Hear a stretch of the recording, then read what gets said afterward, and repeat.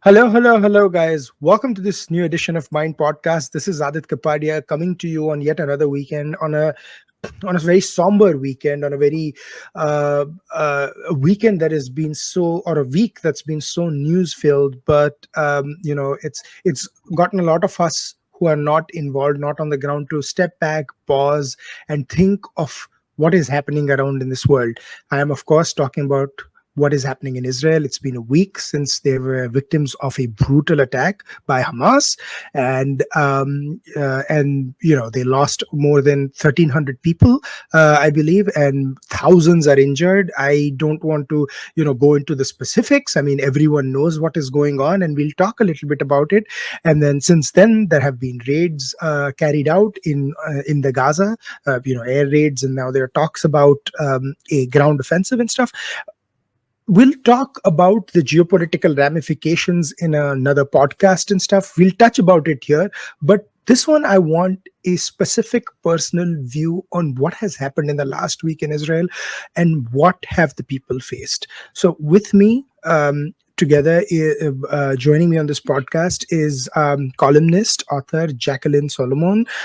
She is joining us from Israel, and she has written for various portals. She's a very passionate about writing. She's written about cooking as well. Has her websites. We'll link that, arukhana.com and jackmac.wordpress.com. But she's also appeared on several news channels, as well as given her point of view on everything that's happened in that. So, Jacqueline, thank you so much for joining us at such a difficult Hi, time. shalom to everyone from Israel. Absolutely.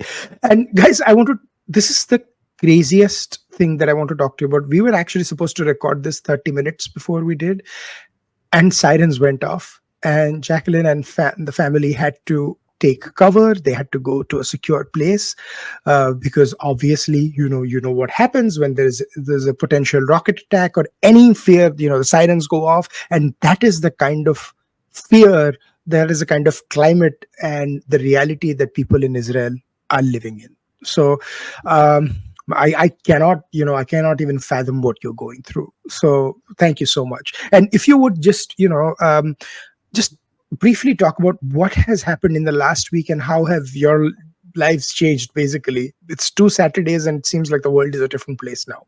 Completely, completely. Israel is certainly a different country altogether today.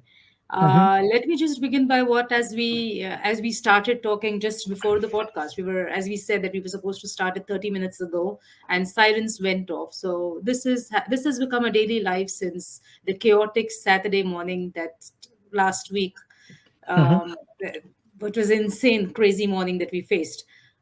We just run where sirens go off about few times a week. Okay, I live about 40 kilometers from the borders from where the rockets are fired.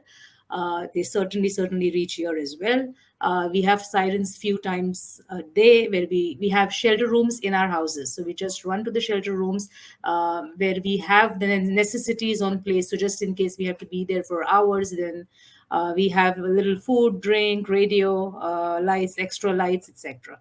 Um, but basically, it's like we go in there for 10 minutes, and only after 10 minutes we can come out just to be safe, so that the rockets don't fall and the pieces of the rockets are not falling in the house or anywhere around. Wow. That's one thing. Like our life is surrounded now by the sirens. We are just like, yeah, just like when is it going to happen It's like next? an alarm going off. Yeah, Like that's a it's siren just, going on, and it's like, yeah, it's that's it. Like, it's horrifying. and The sound of yeah, the siren is horrifying itself too. Yes. yeah, and that's what we talk about. Like, and we were talking about it on on Twitter and other platforms as well, that the human stories, I mean, you have stories from Israel coming, stories from Gaza coming, stories from West Bank, all sorts of place, right? And they're all heartbreaking, but at the heart of it lies a terrorist attack that happened in Israel, and then obviously the response and so forth.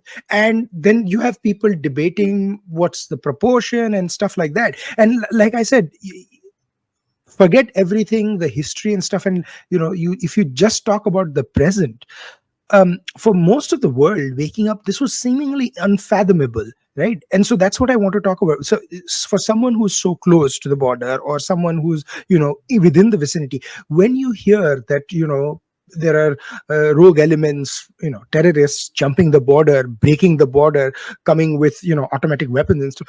How does one cope with it, and how does one deal with it? Because people have families, and some families, like the music fest, people who attended the music festival, families losing their loved ones. How does one deal with it? First, yeah, it was certainly a surprise, a shocking for all of us. So early Saturday morning, the sirens went off, which was like completely unusual. And it was not only Shabbat, it was also a festival. It was a Simchat Torah festival the same day. So, Hmm. which is supposed to be a very joyful day. We Hmm. thought it would be a siren or two, and that's about it. And slowly we are seeing more and more news getting on WhatsApp, Telegram channels filling up with things like infiltrators have gotten at different villages, about 15 villages that they have taken over. Hour by hour, minute by minute, hour by hour, we are saying it's get taking bad turn. And then we are glued onto the news since then. And the stories that we hear. You were asking me how did the week go? The whole week was glued on television, hearing the news, hearing the names of the people. It's completely terrifying, horrifying, and sad, very disappointing and Hmm. sad to see so many names on television. Israel is a small country. Yeah. 1,300 civil people have died. um, it's just a lot of civilians, children, teenagers, police officers, army officers. Because and it's a small country. Each and every family knows the other family. I don't think there is a single house in Israel who is not directly affected by this, by a friend's daughter, someone's family whom they know or has not attended the funeral in the last few days. Wow. It's yeah, it is that bad. My daughter's friend, 20-year-old friend, has also um, was also murdered by the terrorists last week. Oh my It God. is unfathomable, as you said. It's really, really difficult. Yeah. Yeah. And it and is and coping up for myself and for the family, to be there for the family, to keep the morale high, even when things are going so bad. yes, I mean, it's when you talk about giving a human face to the tragedy, when it happens so close, it just hits you in a different way. And Israel is a population is about 9 million, 9 9.3, million. 9.4, 9.4 million, or 9.3 million, based on the last census. So for my Indian viewers or something, that is close to about 93 lakhs, so a little short of a crore. So if you talk about 1,300 plus deaths, just do a proportional to, we have 140, because demographics, that's the percentage, the percentage wise, this is a huge number. It is a gigantic Exactly. number. And that's what I want to emphasize. I mean, one loss of life is bad enough, but I don't think people in the world are appropriately capturing the scale of the devastation that has happened. UK is 65 million, so that would be 7 times. US is 350. India That's is right. 1400. So you have to times that so much. So it is that's the shocking part. That's why we call it 10 times 9/11 or 10 times 26 Yeah, 11. even bigger than, yeah, 20, But absolutely. so much Yeah. bigger than that. Yes. Mhm. It was sort of the worst of both 9/11 and 26/11, where the attacks were very similar to what. And in 26/11, let's not forget, the Jewish community in Bombay was attacked too. Was attacked as well. They Yes. went to Right. Cafe Leopold. They went to, and there are They went to numerous the cases. I mean, Chabad, and then yes, Chabad, and there yeah. were So yes. exactly. So there is that strange sort of things. And coming to the present day scenario. So in a week, right? Things have changed because Israel was going through a very tumultuous time politically. There were protests, and there were all sorts of things going on. But now there is a wartime cabinet. Bibi Netanyahu, is the prime minister of Israel. A couple of folks who absolutely did not get along with him have now joined the cabinet. So it's a coalition of pretty much. So is Israel looking at it as, it is a wartime situation, and there is a sort of a unity across political lines, across ethno religious lines, and it's, you're talking about Israel first, and then everything else comes after. You really put it very well. Exactly. See, if I'm sure everyone must have heard about what happened, and the first question that must have come to their mind: Where is the Mossad? Where was the Mossad? How did this happen? How did they come on Yeah. this side without anyone knowing? The drones and the satellites that we have over there, the cameras that we have over there. Trust me, a sparrow cannot pass over there. A bird cannot pass that. and they Wow. have outsmarted us in every way, and they've come on this side. There are thousands of questions in every citizen's mind. There is anger towards the government. There is a lot going on over here. But yes, we all have kept it aside, and right now what we are thinking about is how to face the enemy, how to wipe them out completely, how to see it that they will never rise again and do anything of this sort. I'm in Israel for 26 years. Unfortunately, I have seen a few operations. There have been, like, just this year, I think this is the second one, and there was one 2 years ago and one a few years before that. We are experiencing this every 2 years for a week and a half, and then it settles down, and they come up, they raise again, they rise again, and they again have they start the attacks. But this time, something that has been done, they have, the proportion of that is just way too much, as we also explained about, in terms of population, in terms of the hazard that they have created. And And the sheer this brutality of the crimes. I mean, the it's the atrocities that they have, the way they have done this, the massacre that yeah. was done. I don't know if people know how bad it was. I don't know. We don't put out all those pictures outside because it's too hard Yes. to see. Unfortunate part is, and like I've said, like, as someone who is, concerned for people everywhere across the world, it breaks my heart that to see those stories coming out of Israel. It breaks my heart to see innocents suffer in Gaza as well. But you cannot just look away that the Hamas is still present in Gaza, and this attack was carried out by Hamas. So even those who are talking about, victims on, I hate to use the term sides and countries and places and stuff like that. Victims are victims, right? But you cannot talk about victims in isolation of what has happened. And it seems like over the last 4 or 5 days since the Israeli response, people have stopped. There are a few people who have stopped talking about what happened last Saturday.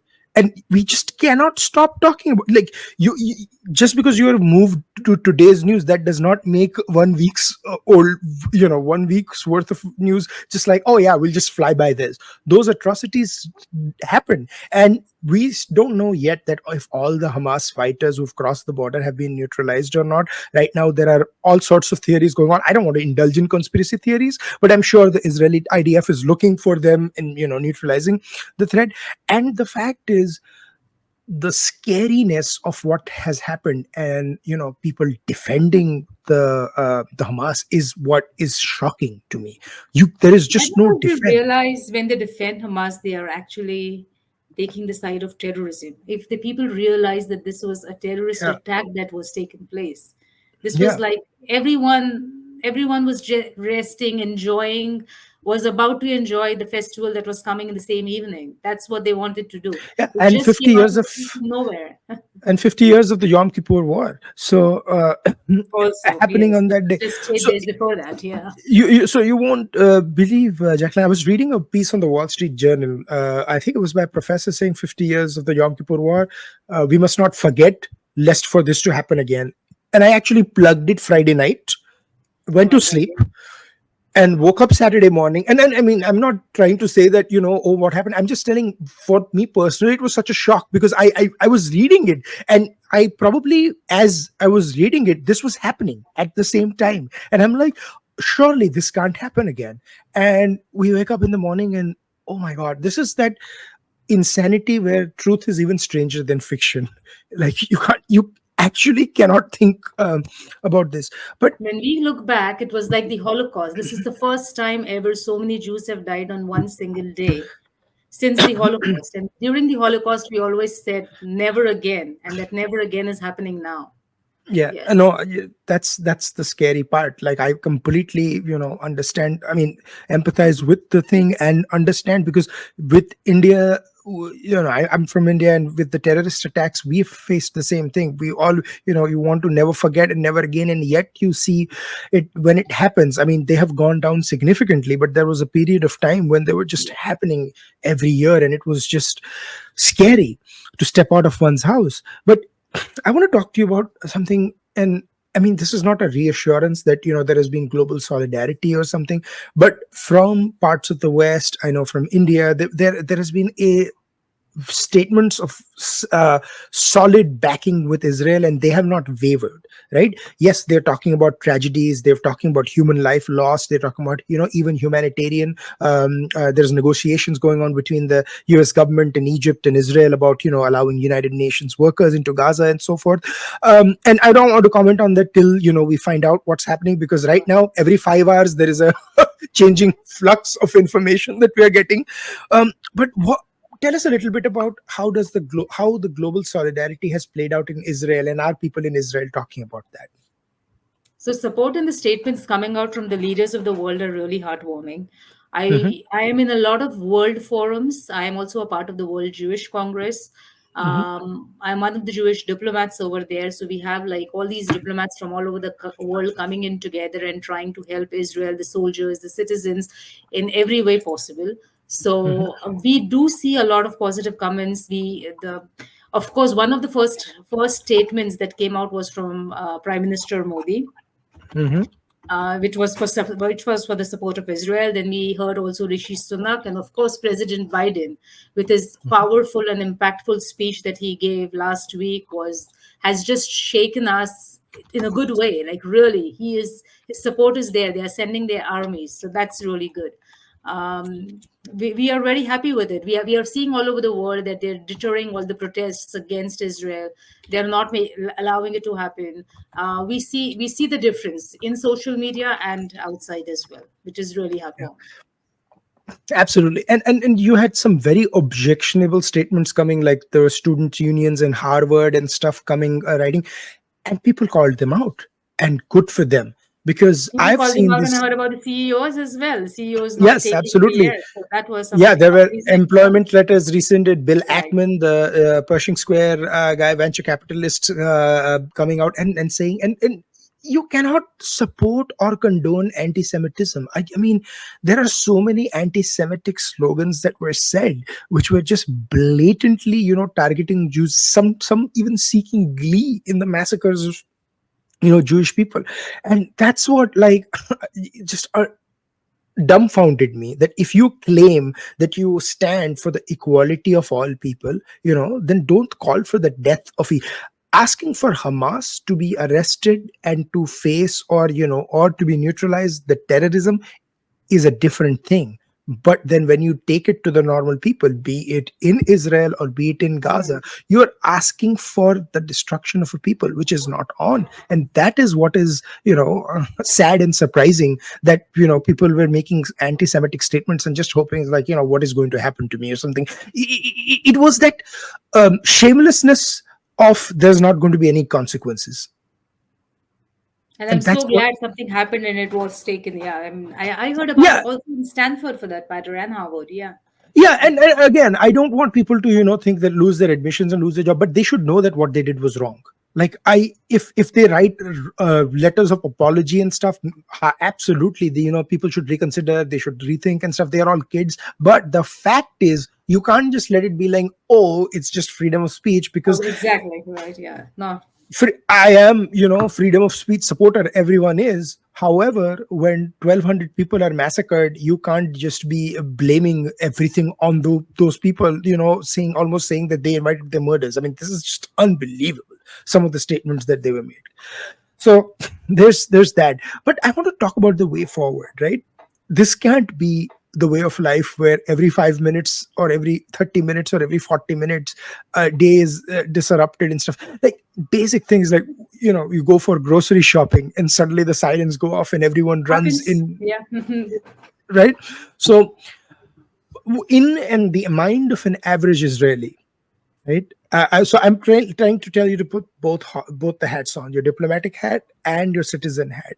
How do you think is the way forward? What is the diplomatic solution in your view, and what is the personal sort of view of a lot of people?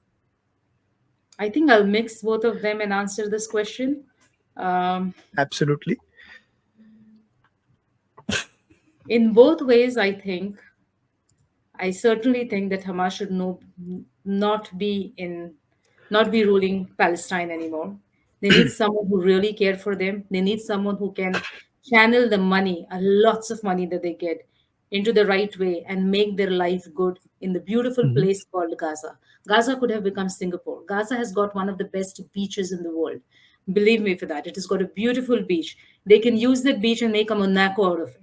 And see what they have done. They have made it into a terrorist cell. So they certainly need better rulers, someone who will take care of them.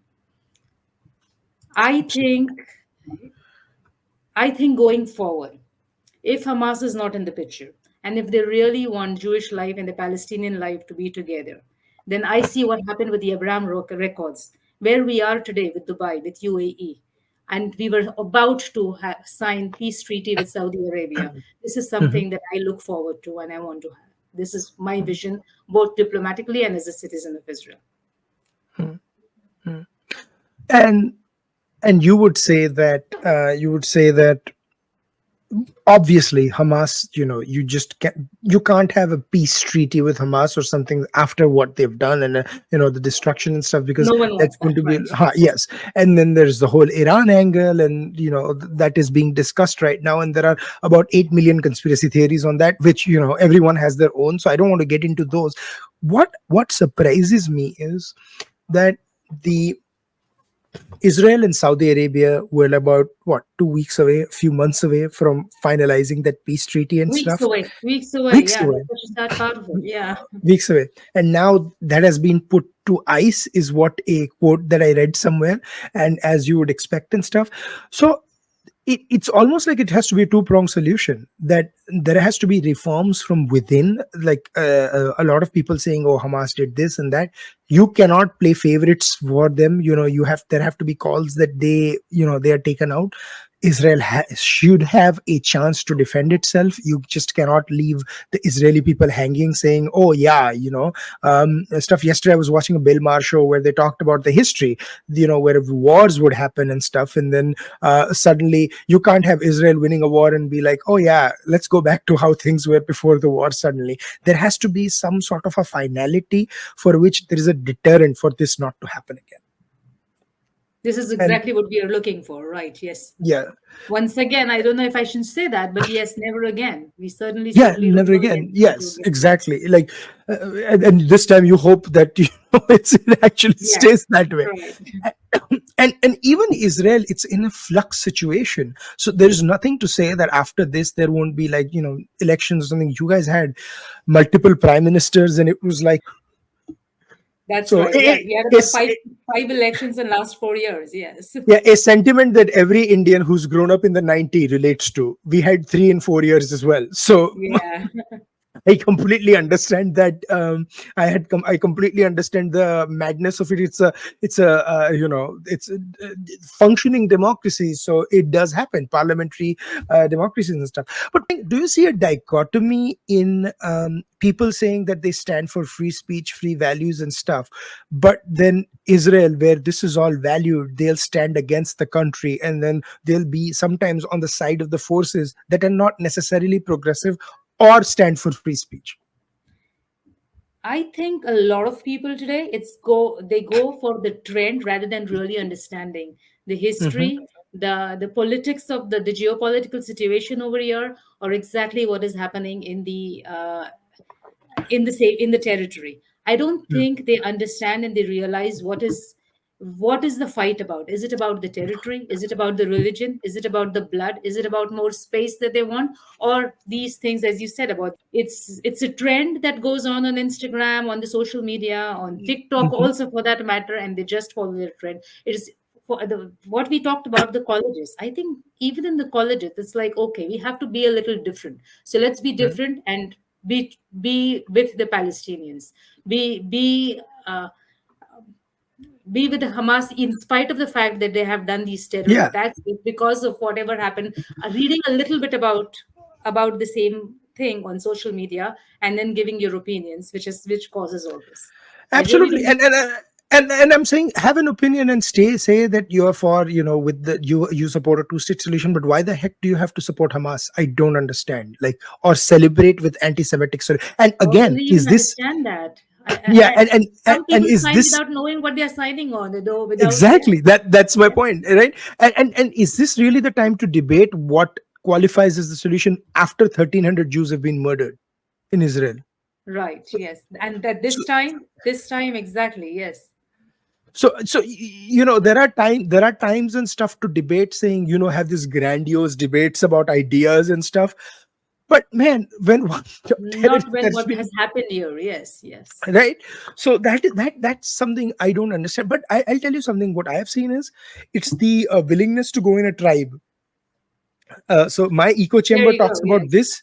So let me say this, and I'll get 100,000 retweets. 200,000 people will support me, and looking at it a very narrow way, rather than thinking that, oh my God, human rights lives are at stake here. It's not just, what the statements will have consequences for Israelis, but more so even for Palestinians, because I feel that a lot of the Palestinians are being misrepresented by these voices so far in the universities, who don't understand the problem, who don't understand the issue, and are jumping up Strongly and down. believe that. Yes. Yes. That's true. But that's the thing. But moving forward, and I hate to use that word, but I don't want to move forward from this till we have a thing. But moving forward, what is a definition for you about peace in Israel and peace in the Middle East? Flourishing together on both sides. And in the Hmm. Middle East, I certainly saw that it was a vision. Who would have thought 10 years ago, 5 years ago, that we would be a friendly nation with UAE or Bahrain? And Yeah. we will have so many people going to Dubai. It's in every way, it is technologically, in terms of fuel that we are getting from them, in terms of Mhm. so many other businesses that we are doing with Dubai. I see the same, and this is what I was expecting also from Saudi Arabia. If And I really, really wish that happens too. And this is what should continue being done even with the other countries in the Middle East. I Yes, Certainly, certainly together. Yes. yeah, no, I absolutely agree. It has to happen at the two pronged solution. That a the victims of the people, you cannot just discount what happened, and Hamas needs to be taken care of. But then, of course, the other side of the solution is, you have to have that conversation. And if those other countries are refusing to sit on the table with Israel, because somehow they think that Israel should just basically, oh yeah, we lost 1,200 people, we are not going to do anything about it, they should adopt that That's approach. not going to That's not happen. going to happen. Yeah, Yes. exactly. Uh, no country, no self-respecting nation is going to have that as a policy. They do want to set deterrence or something, and if you don't do anything, then it will happen again, and something worse might happen. I don't want it to, but unfortunately, then there is no punishment, or there is no retribution for your ghastly acts. Completely agree with that. There is no way that this is going to happen, and we will see to it that they will never rise again from what they have done, and never again. Yes. Yeah. Mhm. Yes. So as we wrap up the program, I want to spend the last 5 minutes, saluting the Jewish people and the fight that they've shown. But so I Thank want you. to ask you, what have you seen around you? Communities stepping up. Like, if you can tell us a little bit of what, or everything that you've seen in the last 1 week, for the communities or as a country, what Israel has done. Oh, that's absolutely amazing what I'm seeing around. I don't think there is a single citizen in this country who has not contributed to this war in some way or the other. There are reservists, the reservists were called. 130% is the number that they have showed up for the armies, all the reservists. You know that we do army from the age of 18 to 21. Every citizen Yeah. of Israel has to do army from the age of 18 to 21, no matter boy or a girl. All these are later called in these circumstances. So 130%. There were thousands of them who were vacationing abroad. Again, as I said, it was a festival time. People from Peru, people from Thailand, India, a lot of them from Dubai, America, everyone, they were called for this, and the letters were sent to them to join the army as reservists, and they were abroad. Everyone wants to come back. Wow. That there were no tickets to come back to Israel. In these times, people want to run away from the country, and this time, Wow. everyone to come to Israel. We as communities have given them, we have arranged for these groceries, and we are sending them these baskets of things so that they can have at the army. We are looking out for ceramic wares, for shoes, for the communities who have been forced to leave their houses for whatever happened, the terrorist attack that took place in there. So they have been placed in hotels now, but they've gone to the hotels without clothes, without shoes, without anything. So basic things which we cannot think of. So we all as community are also, we have lots and lots of groups who are helping. We are giving food to a lot of people. Again, I'm talking about soldiers, policemen, everyone who is working at the borders, everyone who has been homeless, who's become homeless now, unfortunately. The Mhm. whole country is come together, no matter left, right, orthodox, non-orthodox, every citizen, Jewish, Arabs, trust me, everyone is here together, Arab Israelis together, helping the country to move forward. Absolutely, and that's the key, right? I mean, you don't forget what happened, and you don't forgive in this case as well. But you also have to build for the children, for the kids, for it's kind of sad to say. I think Israelis, Jews have done a wonderful job in documenting, as horrific as it was, what happened, during the Holocaust and after and stuff. And I say it as because I have seen many communities, Kashmiri Pandits, for example, in India. They always say that yes, we faced an exodus and stuff, and we documented individually, but it would have been great if the government had had a white paper or something like that, and so forth. It's kind of scary and sad to say that almost the documentation of this event also needs to take place, because this was a single worst tragedy after the I'm sure it's Holocaust. being done. Yes, I'm sure it's being done. And this also takes me back to what you said earlier regarding we are talking about the Kashmiri independence not being documented, but there was something else that you said. I just forgot about it now. About how important it is that in a week's time that a person forgets what happened last week. So this is Mhm. something that we'll not let anyone forget. Mankind is not going to forget what happened to the Jews over here, of so many of them being killed in a single day in such horrific act. So Absolutely.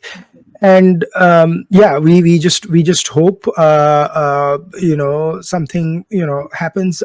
One thing I'm going to say, we always do recommendations on this podcast about books and stuff beyond.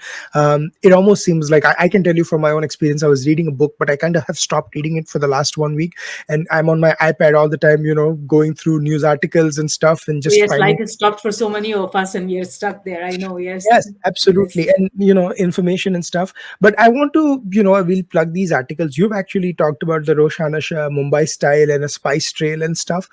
Though I was reading those pieces on the Jerusalem Post that you've written, it brought a smile to my face. It's always nice to remember the shared linkings that, India and Israel have shared.